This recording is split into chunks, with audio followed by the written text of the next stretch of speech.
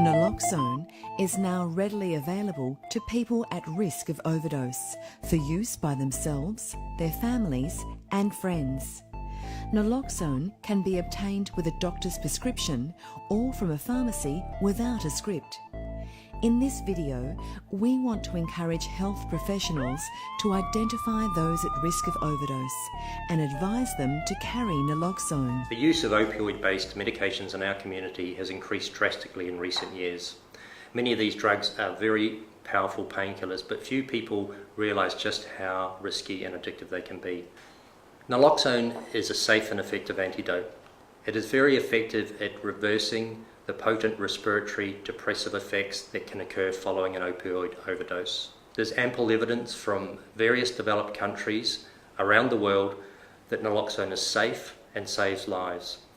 There's no evidence that naloxone used in a community leads to increased rates of opioid misuse within that community. Naloxone is safe and saves lives. I've come into contact with the naloxone program after undertaking rehabilitation in St Kilda.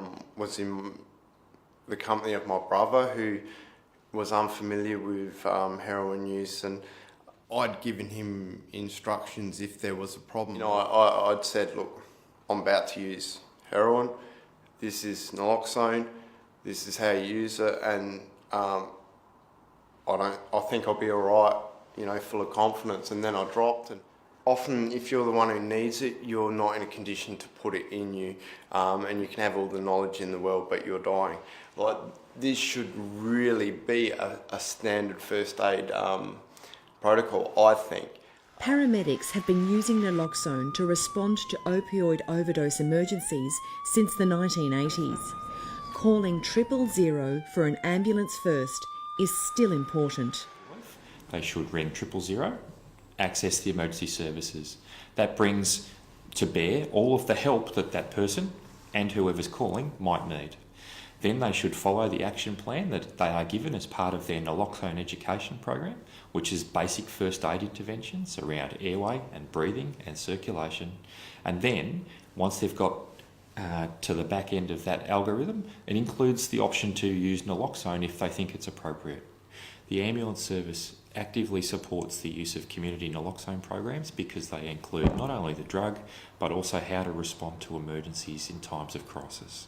So we're about saving lives, and this is what this program is all about, saving lives. And last year, 384 people died of opioid overdose and 246 on the roads. So it's quite a significant difference. The percentage that died of an opioid overdose is a lot higher than illicit drugs. And of the 384 that died last year, 315 were attributable to prescription opioids.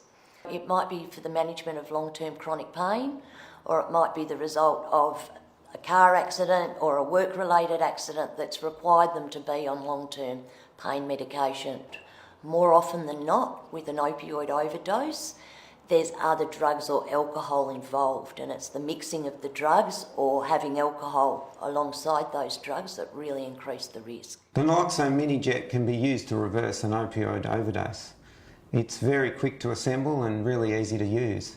It's just like an EpiPen actually that schools and hospitals carry in case someone has an allergic reaction to something like peanuts.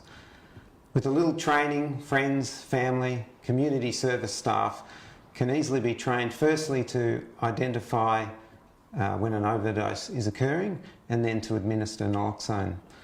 You never know when you might need it to save someone's life. Victoria Police Senior Command is very strongly supportive of the use of a naloxone by those where it is legitimately prescribed. Victoria Police have been made aware of what the naloxone mini-jet looks like and are certainly made aware of its legitimate uses and are very supportive that it's used to save lives. Look, we want to reassure community members that may be concerned about ringing 000 or ringing an ambulance. Victoria Police rarely attends where someone has overdosed, and we would only attend should there be community safety issues or where there is a threat of violence. Pennington Institute strongly supports and recommends the use of naloxone to save lives. COPE, or the Community Overdose Prevention and Education website, has succinct and easy to understand instructions on what to do in the event of an overdose. Thanks, guys. Thanks a lot. I owe you one. That lay people can be educated to effectively and safely administer naloxone within the community.